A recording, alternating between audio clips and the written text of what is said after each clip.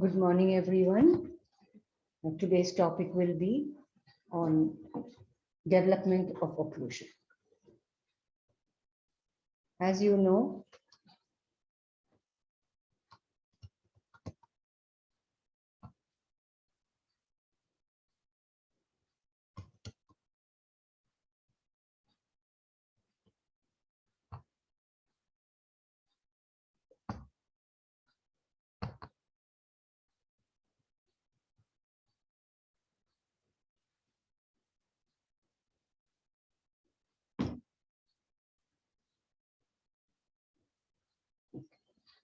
good morning, everyone.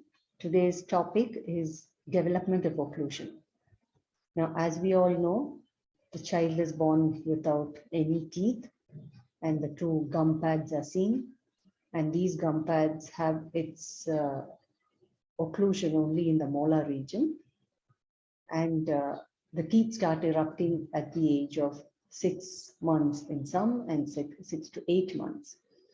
In the lower arch, the teeth start erupting, and then it goes on to the upper arch. The first molars erupt, and then the canines erupt, and then the second molars. So by the age of 3 years, we have the full set of deciduous dentition. Now, some of the features of deciduous dentition is that the teeth are arranged parallel to each other. That is, it is perpendicular, it is upright to the alveolar ridge. You find the permanent teeth are always angulated to the alveolar ridge. That is one of the differences that you see in deciduous dentition. And the spacing is seen generalized in between all the teeth. Now, in a permanent dentition, when you see spacing, usually the spacing is seen in arch length tooth size discrepancy. And because of the mesial angulation of the permanent teeth, the teeth tend to move towards the spaces and close the spaces. Whereas in the primary dentition, the teeth are upright, they don't have an inclination, and because of that, the generalized spacing remains throughout the dentition, deciduous dentition. Now, coming to the next feature is the curve of spee.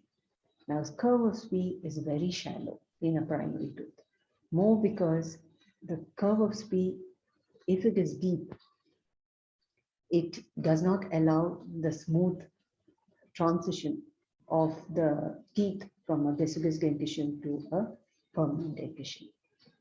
In a permanent dentition, the curve of spee is much more deeper, and the excursive movements are also more complicated than that of a deciduous dentition. The next feature is the primate spaces. Primate spaces are present in the mandible and in the maxilla, the details of which I will let you know. Now, there are two types of primary dentitions. We have the closed dentition and we have the open type of dentition. Now, closed dentition, you call it a closed dentition because there are no gaps in between the primary teeth. Now, the difficulty we face here would be, a patient faces here would be that when there is a transition from deciduous dentition to a permanent dentition, there will not be space sufficient for the eruption of the permanent teeth in these arches.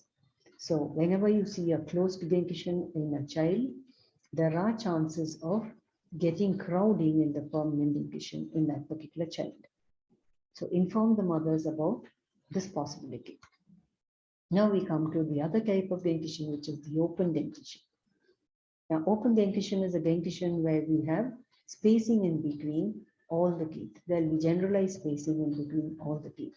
Now, this is essential because the permanent teeth are much larger than the primary teeth, and the permanent teeth need to be accommodated on the alveolar ridge. So when these permanent teeth erupt into the oral cavity, there will be sufficient space for eruption if it is a spaced dentition. Coming to the primate spaces. Now, primate spaces are spaces which were seen in primates or the monkeys, and that is why the name came as primate spaces. Now, these spaces are present in the mandible between the first primary molar and the primary canine. And in the maxilla, it is present between the canine and the lateral incisor. Primary canine and the primary lateral incisor. Now, these primate spaces are also important because these primate spaces are made use of for the mesial movement of the primary molars. So the occlusion is established because of these primate spaces. Another feature of deciduous dentition is the presence of a deep bite. Now, deep bite is because the vertical height of the mandible and the maxilla has not fully developed. This deep bite is a self-correcting malocclusion. This gets corrected with the eruption of the first prominent molar. When the bite becomes a little more shallow, it becomes even more shallower when the second molar erupts. So the vertical height goes on increasing with the eruption of the prominent teeth. And this need not be corrected at the early stages of deciduous dentition when you see a deep bite. The next feature is the end, the mesial, the terminal planes. Now, there are three types of terminal planes. One is a flush terminal plane. You can see is a flush terminal plane where you find the distal ends of the maxillary molars, primary molars, and the mandibular primary molars are in the same plane. The second one is type B, which is a distal step, where you find that the mandibular primary molar, the second primary molar, is always distal to the maxillary second primary molar. So you get a distal step with that of such a relationship. Now C would be a mesial step, where the maxillary primary molar is slightly distally placed when compared to that of a mandibular primary molar. And this would be a mesial step, terminal plane. This would be a distal step for terminal plane. And the first one would be a flush terminal plane. Now, this is important to know because the prominent teeth will be erupting in the same relationship as the second primary molar. So, in a case where a mesial step is seen, there are chances of the occlusion falling into a class 1 occlusion with the prominent molars, or it could go into a class 3 molar relationship. Whereas in a distal step, the chances of that occlusion going into a class 2 molar relationship with the prominent molars is very high. And a flush terminal plane either remains as an end-on relationship, which can become a class 2, or it can become a class 1 molar relationship if there is a primate space and there is mesial migration of the lower mandibular molars.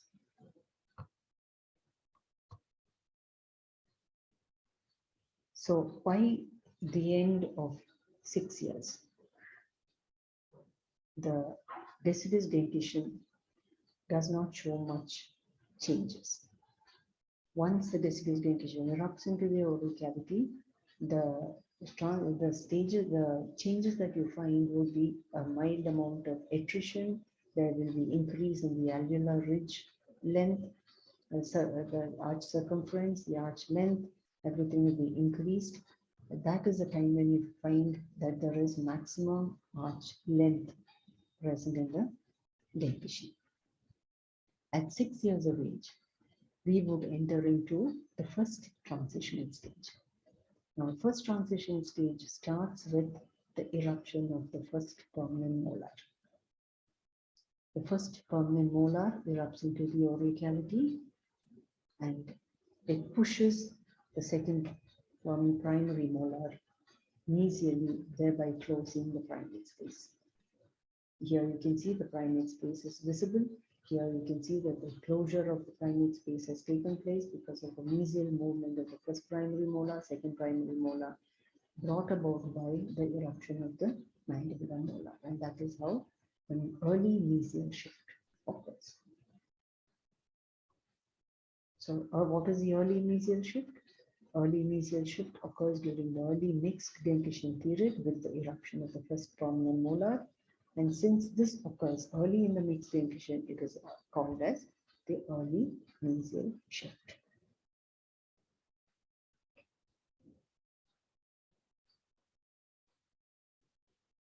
Now we come to the incisal liability. Labial positioning of the incisors. We have the spacing of the incisors. The labial inclination of the incisors is different in that I told you. The deciduous dentition, the teeth are arranged straight on the alveolar ridge, whereas a permanent dentition will always have a labial inclination.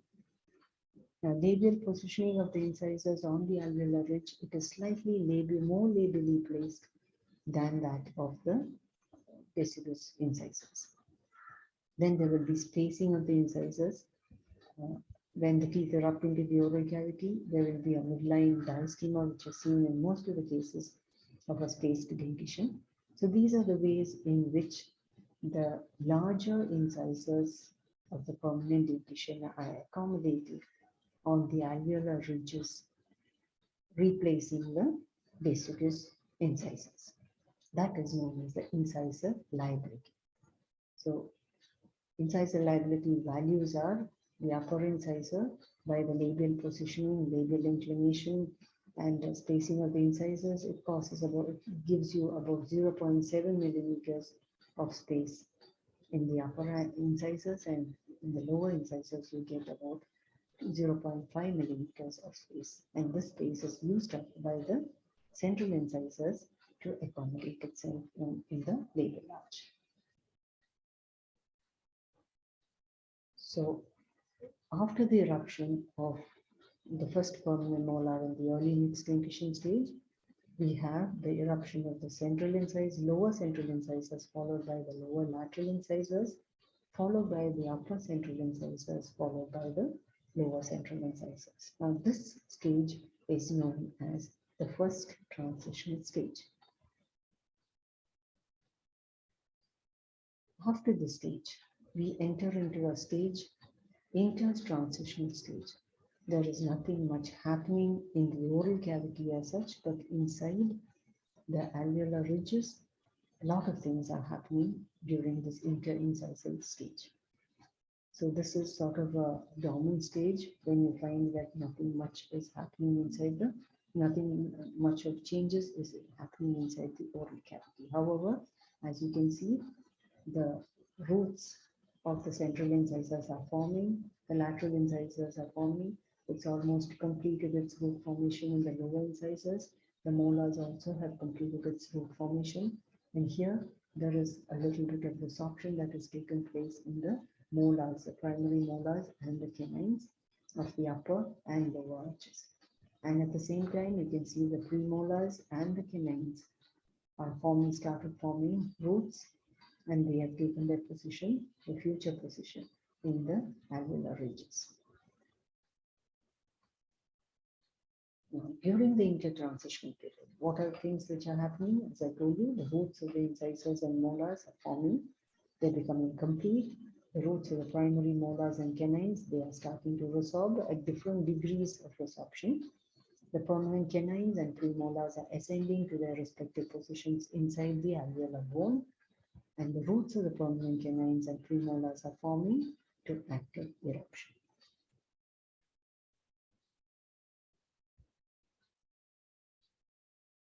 Thank you.